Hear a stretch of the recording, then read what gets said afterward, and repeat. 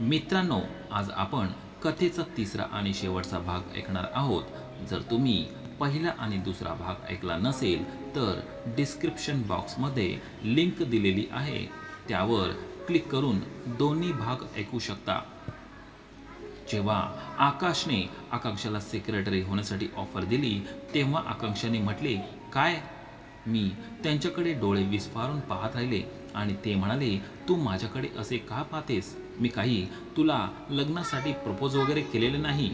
तसे नाही, पण मी आजपर्यंत कधीच बाहेर काम केलेले नाही. आकाश म्हणाले, काय हरकत आहे? जसं तुम्ही घर सांभाळता त्याचप्रमाणे ऑफिस आणि माझं कामही सांभाळा.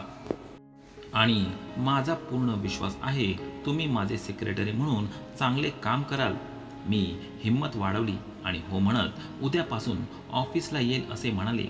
मला घरी सोडल्यावर आकाशजी ऑफिसला जात होते म्हणून मी पण म्हणाले, आज तुम्ही खूप छान दिसत आहात. थँक्स आकांक्षा.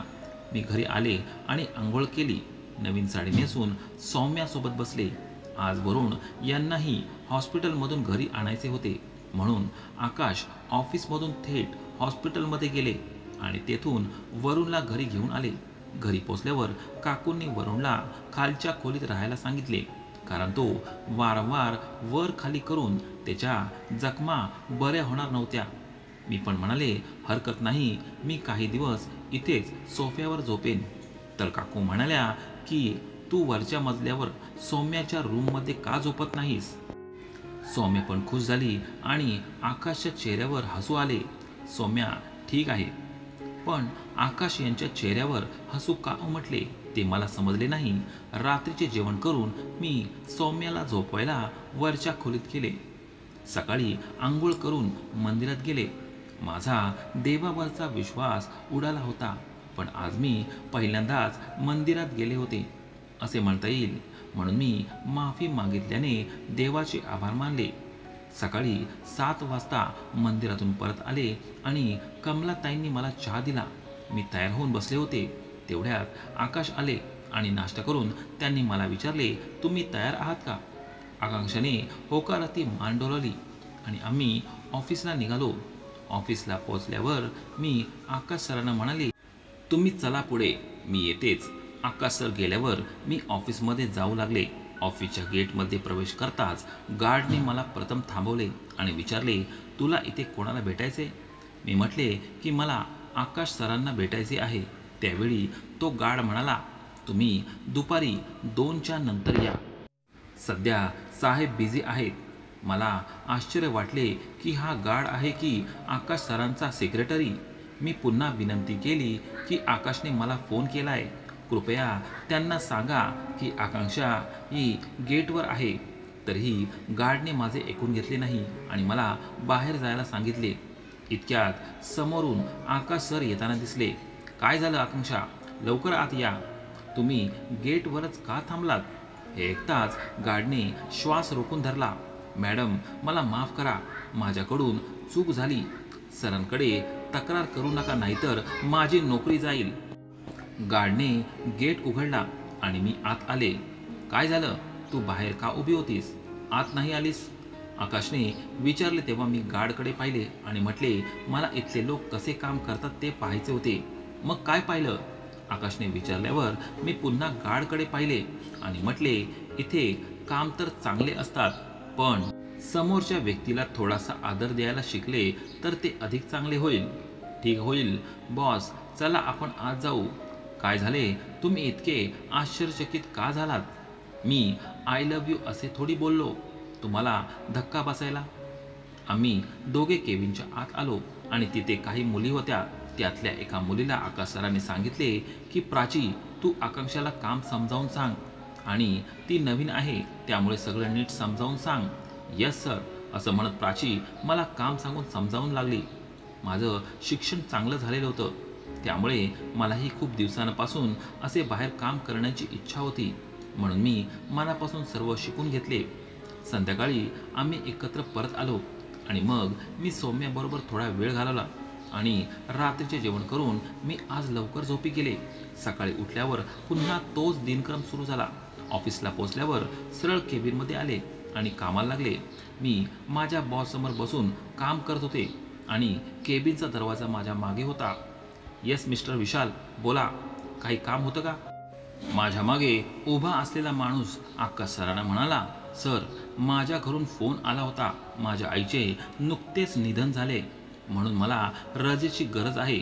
मी मागे वळून न बघता आवाज आणि नावावरून ओळखले की हा माझा क्रूर नवरा आहे. जेव्हा मी माझ्या सासूबाईंची मृत्यूची बातमी ऐकली तेव्हा मला धक्काच बसला. ती कशी असली तरी ती माझी सासू होती. आकाश सरांनी त्यांना सुट्टी दिली आणि ते निघून गेले. माझ्या डोळ्यांमध्ये अश्रू पाहून आकाश सर मला गमतीने म्हणाले, काय झालं तुम्हाला?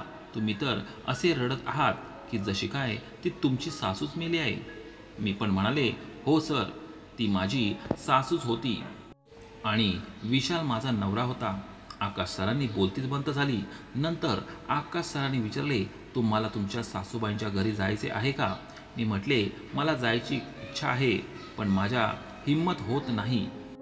ते पुन्हा मला तिथे गेल्यावर वाईट बोलतील आणि मला मारहाण करतील. ते मला तर इंडस्ट्रीच्या मालकांना कसे शिवाय देतील हे ऐकून मला धक्का बसला. घाबरू नका, आपल्याला फक्त नाटक करायचं आहे आणि आपण सौम्या हिला सोबत घेऊ, म्हणजे तुमच्या चारित्र्यावरचा हा वांजपणाचा कलंक दूर होईल. जग खूप पुढे गेलंय आणि हे लोक तिथेच अडकले आहेत. स्वतःच्या पोटातून मुलाला जन्म देऊनही स्त्री आई बनू शकते का? त्यांच्याकडे एवढं डोकं असतं तर त्यांनी बाळासाठी अनेक उपाय केले असते. आज विज्ञानाने खूप प्रगती केलेली आहे. त्यांचे बोलणं ऐकून मला रडू आले. तेव्हा त्यांनी विचारले, सौम्या तुझी मुलगी नाही का? आकाश सर, सौम्या माझी मुलगी आहे आणि मी तिची आई आहे. आजपासून मी वाज नाही. मग आम्ही ऑफिसमधून बाहेर पडलो आणि घरी पोचलो आणि तेथून आम्ही सौम्यासोबत घेऊन माझ्या सासरच्या घरी पोचलो. जाताना आकाश सौम्याला म्हणाले, बेटा आता तू आकांक्षा आणि तिला मम्मी म्हणत जा. सौम्यासुद्धा लहान वयात बरीच हुशार झाली होती. सासरी पोहोचताच सगळे रडत होते. मी पूर्ण तयारीनिशी तिथे गेले होते, कारण मला त्यांच्या घरातील शोकाची पर्वा नव्हती. मला फक्त त्यांना माझी संपत्ती आणि माझी मुलगी दाखवायची होती. आम्ही तिथे जाता सर्वांच्या नजरा आमच्यावर गेल्या.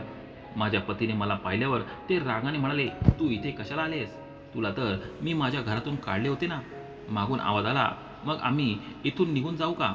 माझा नवरा एकदम घाबरला होता. बॉस तुम्ही? हो, आम्ही तुमचं सांत्वन करायला आलो होतो आणि तुम्ही आम्हाला माघारी परत पाठवत आहात. माझे पती येऊन म्हणाले, सर, मी तुम्हाला नाही तर हिला बोलत होतो. तेवढ्यात सौम्याचा आवाज आला, मम्मी, हे काका तुझ्यावर का ओरडत आहेत? मी सौम्याला उत्तर दिले, बेटा, हे काका आता त्यांच्या शुद्धीत नाहीत. एका मिस्टर विशाल, ही माझी मुलगी आणि ताई तुम्ही पण बघा, हे माझी मुलगी आहे. मी वांज नाही असे म्हणत मी सौम्याला मिठी मारली आणि खाली बसून रडू लागले. तो डोळे विस्फारून सगळे पाहत होता, जणू त्याचं भान हरपलं होतं. ज्या बाईला तो पायातला जोडा समजत होता, पण ती एवढ्या मोठ्या कंपनीची मालकीण बनली होती आणि विशाल त्याच कंपनीचा नीच कर्मचारी होता. माझ्या दोन्ही जावा यांची तीच अवस्था होती. कोणाच्या तोंडून एक शब्दही निघत नव्हता. सगळेच स्तब्ध झाले होते. त्यानंतर आकाश आणि सौम्याने मला शांत केले आणि आम्ही आमच्या घरी आलो आणि मी काकूंना सर्व सांगितले.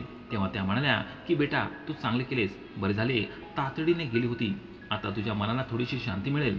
आपल्या मुलामध्ये झालेला बदल पाहून त्यांना खूप आनंद झाला. आकाश हे एका चांगल्या मनाचे आणि अतिशय क्रमबद्ध व्यक्ती होते. होय, त्यांना राग थोडा नाही, त्यांना खूप राग यायचा, पण तो राग एखाद्या पाण्याच्या बुडबुड्यासारखा होता. तितक्या लवकर यायचा, तितक्याच लवकर तो राग निघून जायचा.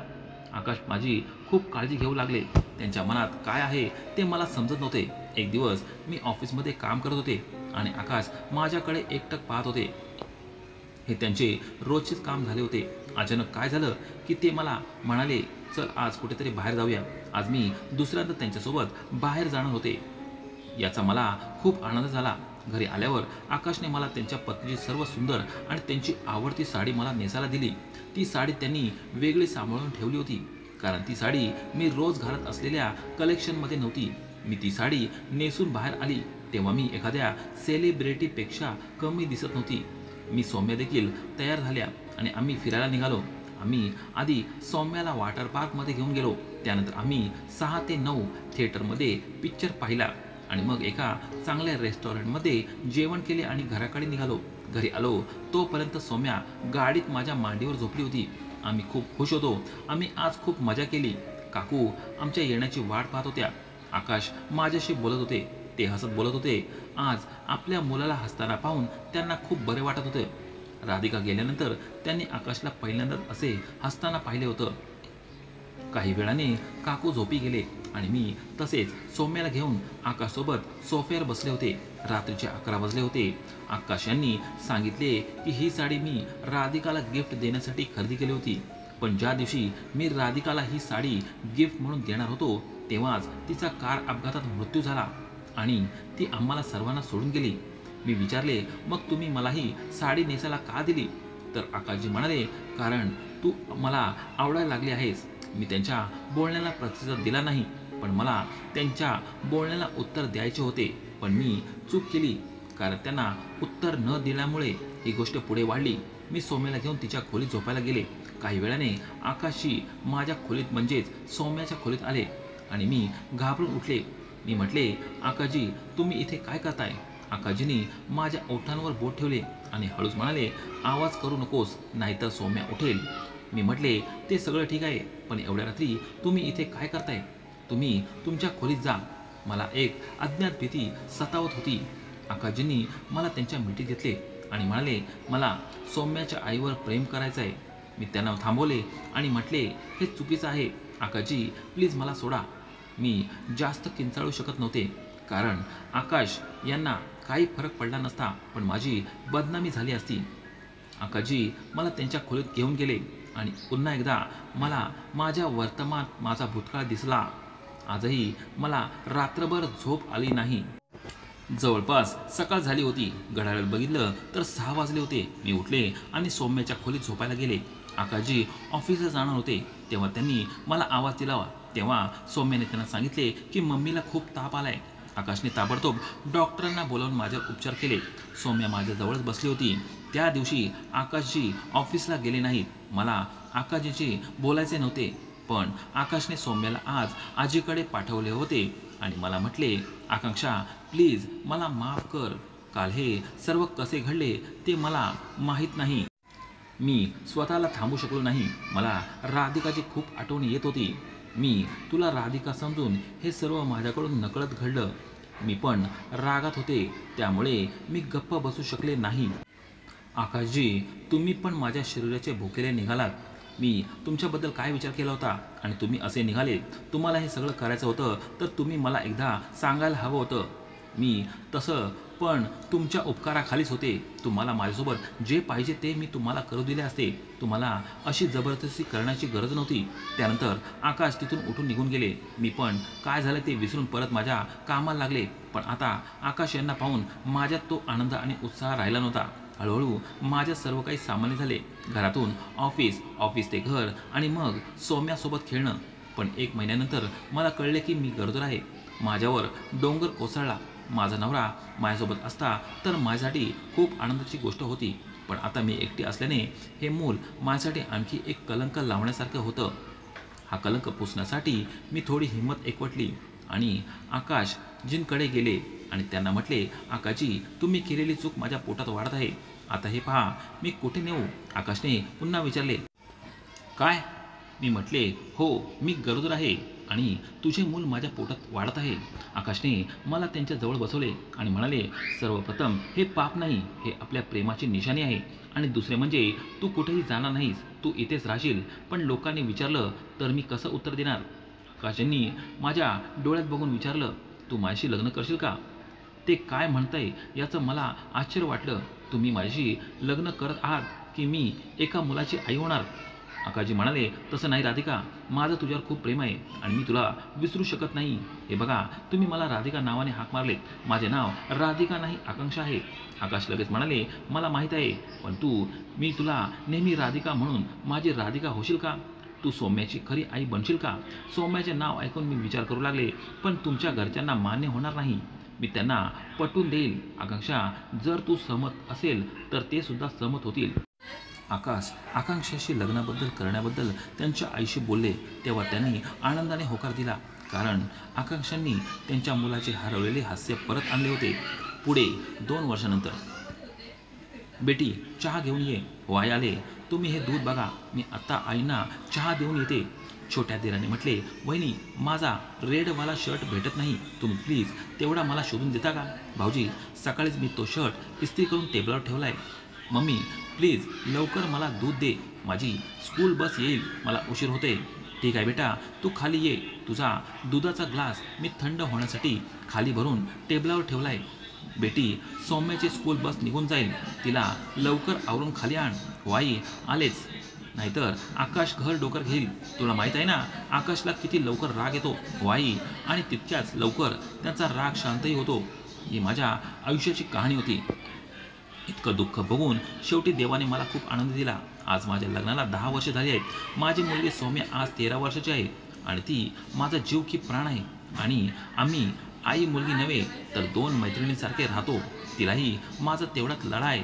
घरातील काम उरकून मी आकाशसोबत ऑफिसवर जाऊन त्यांना कामात मदत करते, जेणेकरून आम्ही आमच्या व्यवसायावर पूर्णपणे लक्ष केंद्रित करू शकेल. म्हणून सौम्या तिच्या लहान भावाची देखील काळजी घेते. होय, लग्नाच्या 1 वर्षात सौम्या व्यतिरिक्त मला एक मुलगा झाला. आज मी एका मोठ्या इंडस्ट्रीजची CEO आहे आणि माझ्या पतीने माझ्या नावाने परदेशात आकांक्षा मोटर्स नावाने कंपनी उघडली आणि विशालने लाजेने आमच्या कंपनीचा राजीनामा दिला. त्यानंतर त्याला इतर कुठेही चांगली नोकरी मिळाली नाही, त्यामुळे त्याचे लग्नही होऊ शकले नाही, कारण त्याचे 2 भाऊ वेगळे राहू लागले. विशालच्या सुखदुःखाशी मला काही घेणं देणं नव्हतं. विशाल पूर्णपणे नशेत बुडाला होता. कामावरून परत येतात तो दारूच्या नशेत परत घरी यायचा, पण त्याच्या घरी कोणी त्याला खायला सुद्धा विचारत नव्हतं. हळूहळू त्याची तब्येत ढासळत होती आणि तोही आजारी पडू लागला. आणि एके दिवशी त्याच्या दोन्ही किडन्याही रिकामी झाल्या आणि योग्य उपचार न मिळाल्याने त्याचा मृत्यू झाला. दरम्यान आता मी आनंदी आयुष्य जगू लागले आहे. मित्रांनो, तुम्हाला अशाच नवीन नवीन कथा ऐकायच्या असतील तर कमेंटमध्ये नक्की कळवा आणि व्हिडिओला लाईक करून चॅनेलला सबस्क्राईब नक्की करा. धन्यवाद.